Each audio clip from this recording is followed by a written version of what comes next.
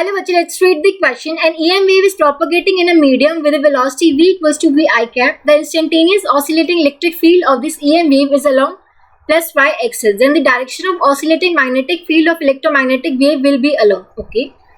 So हमें जो direction of propagation दे रखे हैं, direction of propagation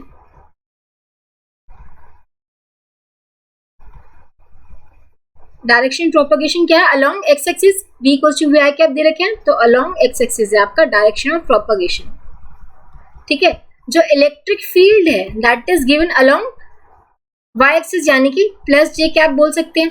ठीक है, हमें बताना है कि direction of oscillating magnetic field किस डायरेक्शन में होगी. अब देखो हमें पता है कि जो डायरेक्शन ऑफ प्रोपगेशन होता है that is along E cross B. जो डायरेक्शन ऑफ प्रोपगेशन होता है that is along E cross B, यानी कि अब देखो ई क्रॉस की डायरेक्शन हमारे पास क्या है, प्लस जे कैप. ठीक है, मैग्नेटिक फील्ड की हमें बतानी है और डायरेक्शन प्रोपगेशन की डायरेक्शन किस डायरेक्शन में है, अलोंग एक्स एक्सिस यानी कि पॉजिटिव आई कैप. ठीक है, अब देखो जे क्रॉस के कैप हमें पता है क्या मिलता है, आई कैप है ना. देखो इलेक्ट्रिक फील्ड की जो डायरेक्शन है that is along positive Y axis यानी कि प्लस जे कैप, और जो डायरेक्शन ऑफ प्रोपगेशन है that is along positive X axis यानी कि प्लस आई कैप. ठीक है, हमें मैग्नेटिक फील्ड की बतानी थी. हमें पता है कि E cross P gives the direction propagation. E की प्लस जे कैप है, डायरेक्शन प्रोपगेशन की आई कैप है, तो जे क्रॉस के कैप हमें आई कैप मिलेगा, यानी कि डायरेक्शन ऑफ मैग्नेटिक फील्ड क्या हो जाएगी, प्लस के कैप यानी कि प्लस जेड डायरेक्शन.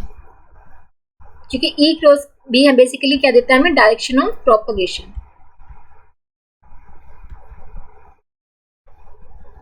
ठीक है, तो यहाँ पे ई की क्या थी, प्लस जे कैप, डायरेक्शन प्रोपगेशन प्लस आई कैप में थी, तो जे क्रॉस के कैप की हमें क्या देता है, प्लस आई कैप. राइट, सो जो डायरेक्शन हो जाएगी ऑसिलेटिंग मैग्नेटिक फील्ड की that would be along plus के कैप यानी कि प्लस जेड डायरेक्शन. ठीक है, हम बोल सकते हैं option B would be the correct choice. I hope आप सबको समझ आया होगा. Thank you so much.